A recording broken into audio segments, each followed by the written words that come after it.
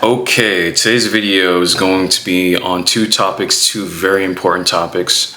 We're going to cut to a conversation I had with Andrew, who's in my identity residence program, where we cover high quality habits and the law of sacrifice.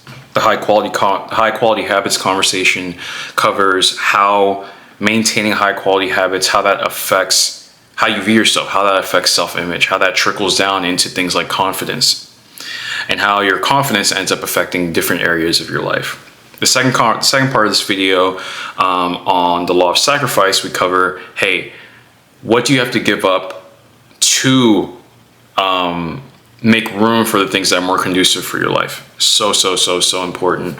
I'm going to go into little nuances for you to remember. And this video isn't too long, but there's a lot of good golden nuggets in this. It's more of a screen share type of conversation here. So definitely enjoy.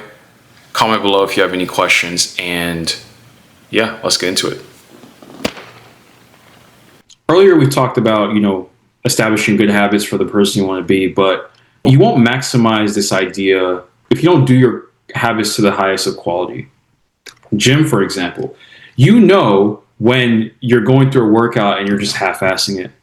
And then when you're going through a workout and you're going hard. It's a good workout because you're just like putting it all you have into it. Mm-hmm. Putting your all into a workout is the example of a high quality habit. So there's the habit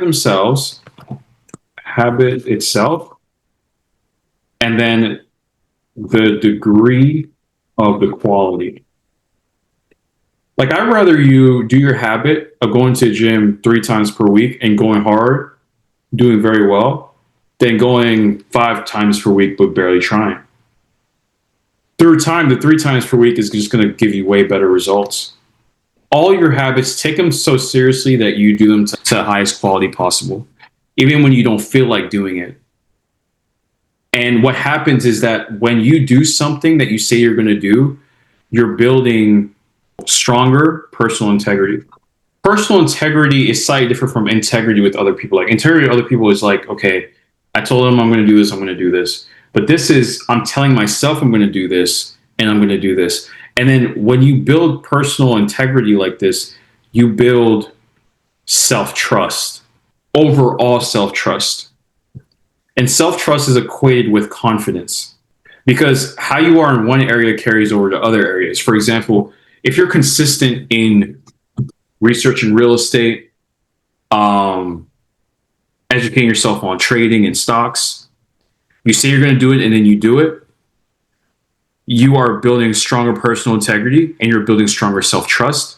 This leads to stronger confidence, because confidence is really just self-trust. And this stronger confidence isn't just like, okay, I'm confident in stocks, I'm confident in real estate. Yeah, but you end up having more confidence in a bunch of different areas of life. It'll show up in your dating.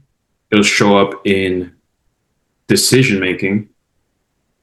It'll show up in socializing. You could even say it'll show up on like not caring what people think. So I drew this as like a diagram of like the trickle down effect of this. We have high quality habits and we do our habits to the highest quality possible, right? This builds up a stronger personal integrity. Like, I noticed that I'm somebody that says what they say they're going to do.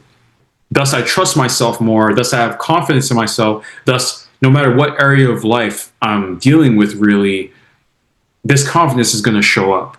And then if confidence shows up in your dating, it shows up in your decision making, it shows up in your socializing, and its effect is not caring what people think, then you're going to see these areas of life become better and better.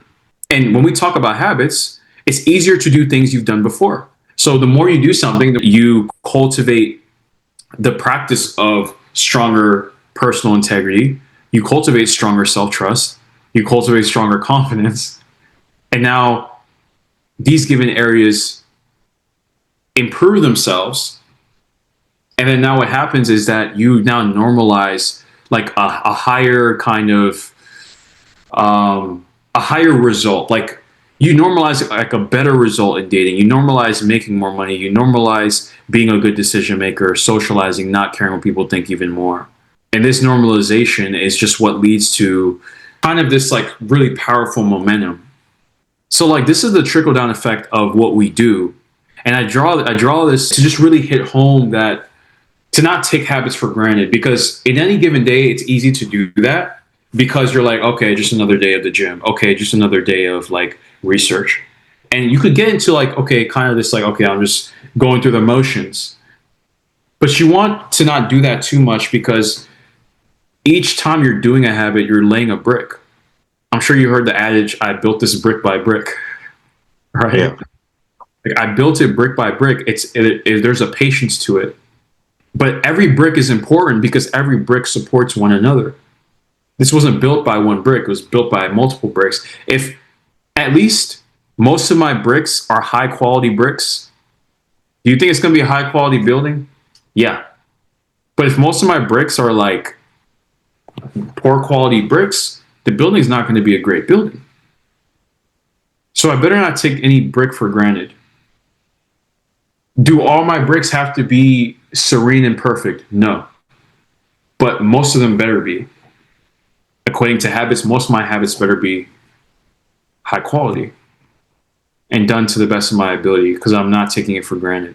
It's kind of like an example of you kind of living in the end in mind, living to the standard of what your ideal self would be at, anyways.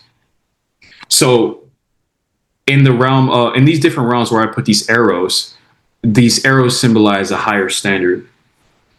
If you're living at a higher standard now, of course you're going to be living at a higher standard in the future. In fact, your future higher standard would probably be even higher than the one now. So that's fantastic. You only focusing on exercises B, A, S tier. That is high quality. Thus, you're going to be doing those high quality exercises. You're going to be building that stronger personal integrity. And you're going to be building stronger trust, confidence. And then this trust and confidence goes to different areas. Any questions on this before we continue? No. Cool. If you think about the universe, it operates a lot within this law. This isn't an official like universal law, like in like Hermeticism, for example, but it is seen enough to basically be considered so. As in the idea of giving up something to get something.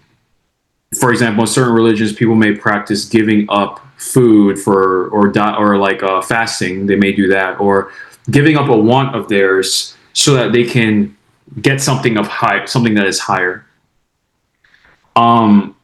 Essentially, you're kind of taming the ego, saying like, hey, let's not go for this immediate thing now. Let's wait so that we get something better later on.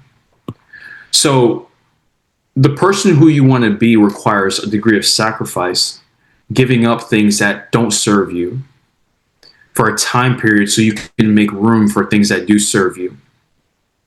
Because you want to think of your life as like a memory card. Memory card. So this memory card can only hold so much. Let's say it's 5 megabytes. It can only hold so much. If you have things in your memory card that are, let's say some things are pretty good, going on, perfect. It's in your life, you have room for it, perfect. But then you have things in your memory card that are taking up space that are not good. And if you don't get rid of these from the memory card would be too full that things that are even better for you, like these things, which will take up space and time, they can't go in because this is taking up the things that aren't the best, is taking up too much space. So if you remove these things, you'll naturally, of course, have space for these things. But what might cause you to not be able to remove these negative things? Well, here we have, you could say, the ego, the old identity. Your environment. Your environment too, which your ego feeds off of. Yeah.